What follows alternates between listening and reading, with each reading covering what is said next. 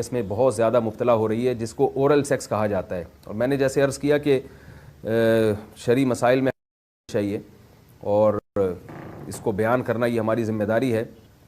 تو یہ چیز بھی انگریزی فلموں سے اور فحش فلموں سے ہماری نئی نسل میں بہت تیزی سے سرایت کر رہی ہے، اور لوگ اس بارے میں علماء سے بہت زیادہ مسائل پوچھتے ہیں، خواتین بھی پوچھتی ہیں جو اس میں مبتلا ہیں.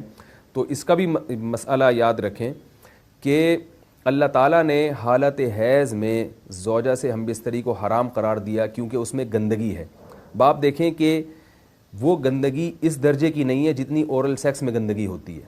اگر اس میں ڈسچارج ہو جائے بندہ، انسان جو ہم بستری کرنے والا ہے زوجہ سے، وہ منہ میں ڈسچارج ہو جائے، تو آپ سوچیں کہ اللہ تعالیٰ شرمگاہ کو گندگی سے بچا رہے ہیں، جس کی وجہ سے حیض کی حالت میں ہم بستری کو حرام قرار دیا.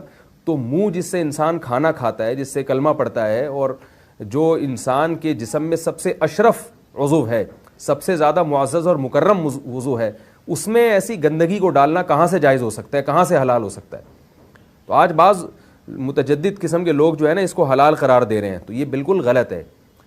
تو یہ بات خوب ذہن میں رکھیں کہ اورل سیکس کے ذریعے اپنی خواہش کو پورا کرنا اس طور پر کہ ڈسچارج ہو جائے انسان عورت کے منہ میں، بیوی کے منہ میں، یہ بالکل حرام ہے، بالکل ناجائز ہے. کیونکہ منی ایک غلیظ اور ناپاک اور گندگی ہے اور ناپاک اور نجس چیز ہے.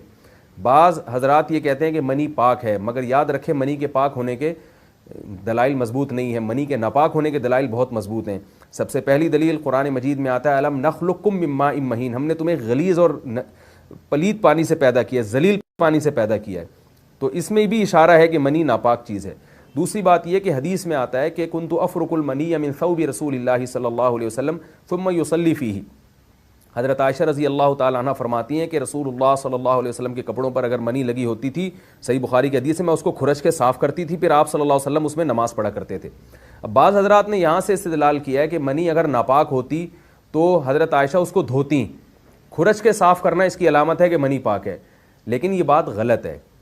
اگر منی پاک ہوتی تو حضرت عائشہ کو کھرچنے کی ضرورت نہیں تھی. بات یہ ہے کہ وہ نجاست جس کا ایک باقاعدی جسم ہوتا ہے اور وہ کھرچ کے جسم سے یا کپڑوں سے الگ ہو سکتی ہے، تو اس نجاست کو پاک کرنے کا طریقہ یہ ہے کہ اس کو کھرچ دیا جائے. ناپاک تھی تبھی تو حضرت عائشہ رضی اللہ تعالی عنہ اس کو باقاعدہ کھرچ رہی ہیں اور دور کر رہی ہیں. اور گیلی منی کو یہ ثابت ہے کہ حضرت عائشہ رضی اللہ تعالی عنہ آپ صلی اللہ علیہ وسلم کے کپڑوں سے دھویا کرتی تھیں اور آپ صلی اللہ علیہ وسلم اس میں نماز پڑھا کرتے تھے. حضرت عمر رضی اللہ تعالی عنہ کے دور میں کسی شخص کو احتلام ہوا تو اس نے اپنے پورے جو ہے نا وہ کپڑے دھوئے، تو حضرت عمر نے اس کو منع کیا، فرمایا کہ اتنا کافی تھا کہ اس جگہ کو تم دھو لیتے. تو اس میں بھی حضرت عمر اس کو باقاعدہ دھونے کا حکم دے رہے ہیں. کسی بھی صحابی نے اعتراض نہیں کیا کہ یا امیر المومنین آپ ان کو دھونے کا حکم کیوں دے رہے ہیں، منی تو پاک ہے. تو منی کے جو ناپاک ہونے کے دلائل ہیں وہ بہت مضبوط ہیں. باقی اس کو جو کھرچنے کا حکم ہے وہ اس لیے کہ منی کے پاک جو اگر خشک ہو جائے تو وہ کھرچ کے بھی پاک ہو جاتی ہے، اس کو پھر دھونا ضروری نہیں ہوتا. اس کی مثال ایسے جیسے حدیث میں آتا ہے، صحابہ کرام فرماتے ہیں کہ ہمارے تلواروں میں دشمن کا خون لگا ہوتا تھا تو ہم اس کو زمین پہ اچھی طرح رگڑ کے اسی کو لٹکا کے نماز پڑھتے تھے. تو دیکھیں خون بھی ایسی چیز ہے کہ جو سوکھنے کے بعد اس کی ایک پاپڑی سی جم جاتی ہے. تو حالانکہ خون کو بھی ناپاک مانا جاتا ہے، جمہور علماء کے ہاں خون ناپاک چیز ہے، لیکن صحابی کیا کر رہے ہیں، اس کو رگڑ کے زمین پہ اور جو اس کو اچھی طرح رگڑ کے جب اس کا اثر زائل ہو گیا تو اسی کو لٹکا کے نماز پڑھ رہے ہیں. تو جیسے خون ناپاک ہونے کے باوجود رگڑنے سے پاک ہو جاتا ہے اگر کسی ایسی چیز پہ لگا ہو جو لوہے یا ایسی سخت چیز پہ، تو ایسے ہی منی اگر کپڑوں پہ لگی ہو، خشک ہو جائے تو اس کو اچھی طرح جب کھرچ دیا جائے تو وہ پاک ہو جاتی ہے. لیکن اس سے یہ ثابت نہیں ہوتا کہ منی پہلے سے ہی پاک ہے. ایک اور دلیل منی کے ناپاک ہونے کی یہ ہے کہ جو مدی ہے، ٹرانسپیرنٹ پانی جو مرد کے جسم سے نکلتا ہے، وہ اگر جسم سے نکل جائے تو وضو فرض ہو جاتا ہے، اور منی نکل جائے تو غسل فرض ہوتا ہے.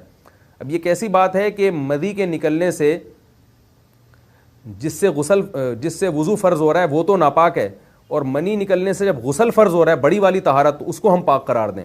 تو اس لیے امام ابو حنیفہ رحمہ اللہ تعالیٰ کا مذہب منی کے بارے میں کہ یہ نجاست غلیظہ ہے، اور امام مالک کا بھی یہی مذہب ہے. یہ مذہب بہت دلائل کے لحاظ سے قوی ہے. تو اس لیے عورت کے منہ میں ڈسچارج ہونا یہ بالکل حرام ہے، ناجائز ہے، گندگی ہے. اسلام میں اس کی قطعاً